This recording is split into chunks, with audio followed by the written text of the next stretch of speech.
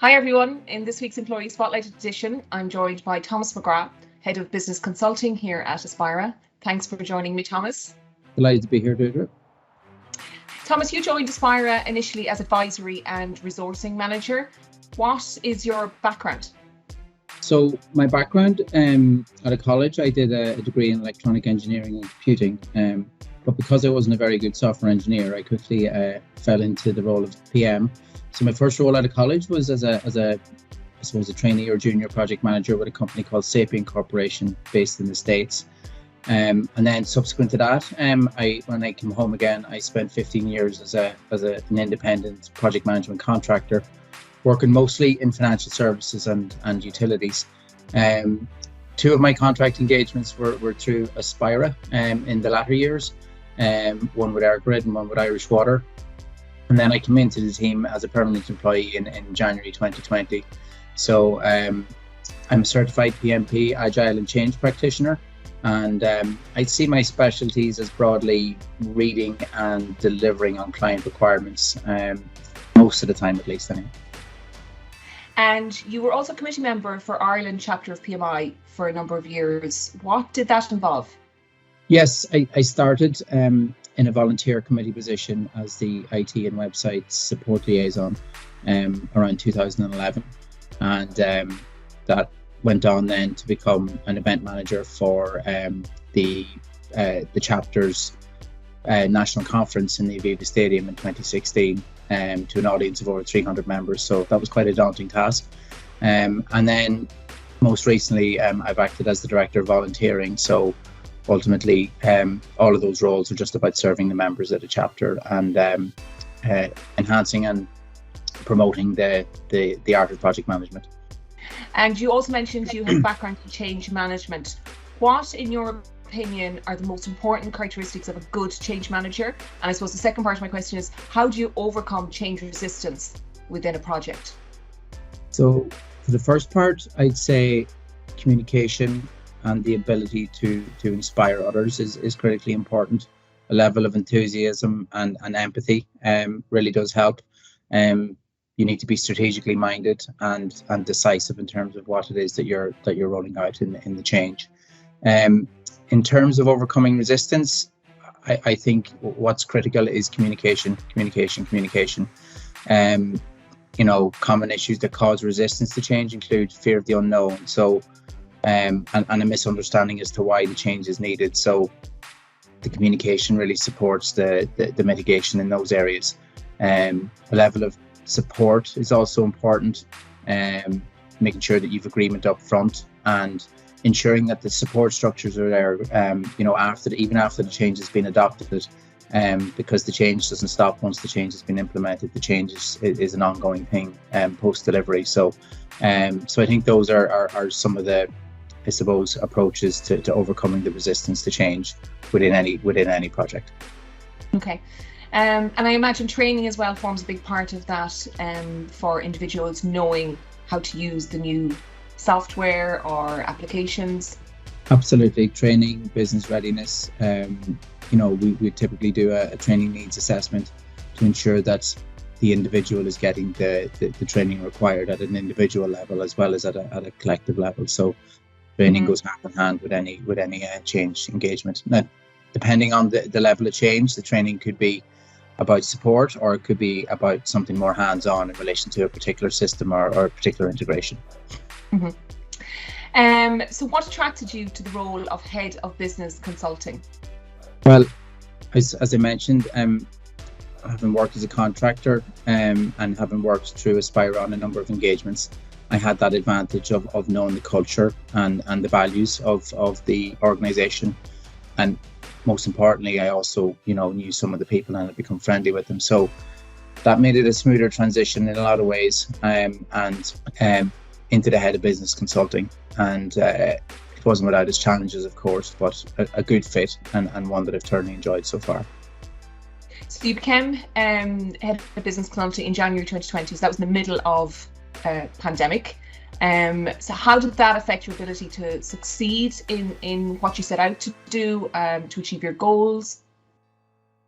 I suppose at the time, I, along with many of our colleagues, we're very uncertain about the future and the approach that was going to be taken. Look, as with everything in life, I suppose when you find yourself in a situation, you just have to get busy getting on with it and react and respond accordingly.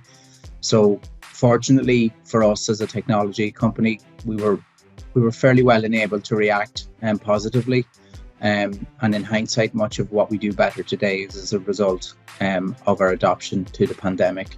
So things such as remote working, designing and developing creative solutions to driving business development. We had the whole webinar series, things like that. And most importantly, a greater degree of empathy for our staff and clients. I think that has really shone through in the remote working environment, because it's had its challenges for people collectively and individually. And I think we've been cognizant of that, or we've become more cognizant of that. And I mentioned empathy at the start of this session, and that's a quality that I think we all live by. So we do look out for each other as well across the company, and that's really important. So what are your plans for 2022? What are you hoping to achieve this year? Well, given the success we've enjoyed as a company more recently, I'd say some of what we all plan to achieve is just more of the same, to be honest. But look, we have to be careful not to stand still as well. So looking back on our achievements and celebrating those achievements is important. But as long as you don't spend too long doing that. So looking forward, we'd ideally want to broaden our core offerings in technology and business transformation. We'd also want to, I suppose, enhance our capabilities to respond to changing market conditions and client needs. So we've seen huge changes in the market over the last 2 years in terms of supply and demand. But most importantly, I want to ensure we're focused on supporting and developing our people, whether that's through training, continuous development initiatives, or on-the-job exposure in areas that excite our staff. Those are some of the key things that we're focused on as a team going forward. In your opinion, what sets Aspira apart from other companies, and in particular your field of business resourcing? I think, in my mind, what sets us apart, either individually or collectively, is in our area of on-site client engagement. So what I mean by that is that many of my peers within Aspira have all had significant exposure to working on key client engagements in delivery of large-scale projects, programs, and transformation initiatives. So that exposure and understanding allows us to much better assess the suitability of our people to particular environments, so that we can offer a stronger solution to our clients. We pride ourselves on our people, communication, our values, delivery, and integrity. And I'm confident that the people that work for us and our clients can testify to that more than I can express in this forum. So professionally or personally, what is your biggest achievement to date? Well, look, I have 3 wonderful girls in my life at home, so that has to be my greatest personal achievement. Professionally speaking, I'm proud of my achievements over 15 years as an independent contractor. So looking back on that period of time, it can be quite daunting and rewarding in equal measure. But I've developed a lot of friendships through those various different engagements that I've had over the years, and I've kept a lot of contacts and built a lot of friendships through all of those engagements. So ultimately, that lent itself well to me being where I am today in the context of Aspira. So I'm just get to know you a little bit better. I'm going to hit you with some quick fire questions if you're up for that. All right, go first. Yeah. Okay. So what's the last book you read? Shamefully, it was about 2 years ago. I haven't read a book since, but it was Elon Musk, Tesla, SpaceX, and The Quest for a Fantastic Future, I think was the full title. So great read. More so about the dynamic of the guy that I found fascinating, as much as his achievements. So flawed character, but fascinating entrepreneur. What's your favorite hobby? Cycling. I'm a cycloholic. What's the first concert you ever went to? First concert I went to was 1991, Trip to Tip, as it was known then, in Semple Stadium. And I remember Transvision Vamp, for those of you of my vintage that might remember. I just remember the crowd reaction because of one particular lead singer for that band. Wendy Jones was her name, I think. But I remember seeing bands the likes of That Petrol Emotion, The Lads, The Happy Mondays, The Mock Turtles, The Wonder Stuff. James was another one.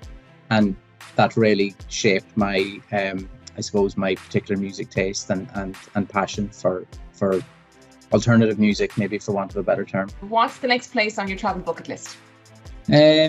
Loads of places I want to go to. A colleague of ours is in Lapland at the moment, so that's on there. But I'd say New Zealand is probably top of the list at the moment. You currently binge watching any shows? Just finished Ozark, and there's a second series of that coming out, the final 7 episodes, so I'm looking forward to that. Dope Sick, which is about pharmaceutical industry. I'll not give too much more away. Really good watch. And what else? Peaky Blinders, I think, is coming out again, so I'll probably end up binge watching that as well. So I think the final series is coming soon. Yeah, I love Peaky Blinders. Cillian Murphy helps though. What would you do career-wise if you were not in this current job? In recent years, I've developed a real fascination for astrophysics. So I certainly wouldn't have had the smarts for the physics side of it, but I played football on Astro, so I think, at least I'd be able to cover that part of it. If you could have unlimited supply of one thing, what would it be? Has to be wishes. That's a good one. That's a good one. Wishes that come true now. Wishes that come true. Very good, yeah. So this is a good one. Would you rather be the funniest person in the room or the smartest person in the room, and why? Oh, funny all day long. I think being funny takes a certain charisma and certainly requires a lot of smarts. So you think about any comedian that I really like, they're super smart in their own right, So but yeah, funny all day long. So what's the weirdest fact that you want to share with us? Something I found out recently, I don't know how I found it out, was that there's such a thing as a biologically immortal jellyfish, meaning that in theory this thing can live forever, assuming it's not eaten. If it avoids any aggression, then it can in theory live forever. It's able to, if it detects any sort of danger, it can, or if it becomes threatened, it can shift its life phase, is the very broad understanding I have of how it works. But yeah, I find that really fascinating. A couple of other weird ones, but that's probably the most interesting one. Okay. I hope. No, thanks for joining me today. No problem. Pleasure.